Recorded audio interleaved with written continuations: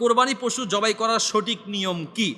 কোরবানির পশু জবাই করার জন্য অনেকে এই ক্ষেত্রে আমরা ভুল করে থাকি। কোরবানির পশু নিজে জবাই করার চেষ্টা করবেন, এটা তো কোনো কঠিন কোনো বিষয় না। আমরা অনেকে ভয় পাই, মনে করি যে হুজুরে কি কি মোনাজানো পড়তেছে, এই জন্য হুজুরকে দায়িত্ব দেয়। একেবারে সহজ।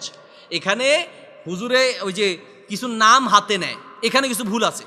হুজুরা এসে জিজ্ঞেস করে কোরবানি কার কার নামে হবে, আমরা বলি অমুক অমুক, আমার দাদা অমুক, আমার চাচা অমুক, আমি অমুক তমুকের নামে। নাউজুবিল্লাহ।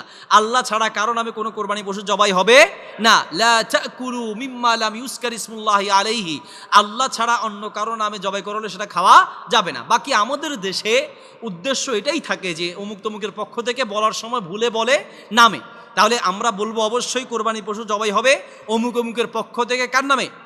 আল্লাহর নামে। তাহলে কোরবানি করার ক্ষেত্রে আপনি করার চেষ্টা করবেন, কোরবানি করার জন্য প্রথমত একটা ধারালো ছুরি নেবেন, সেই ছুরিটা ধারিয়ে নেবেন। ধার দেওয়ার সময় পশুর সামনে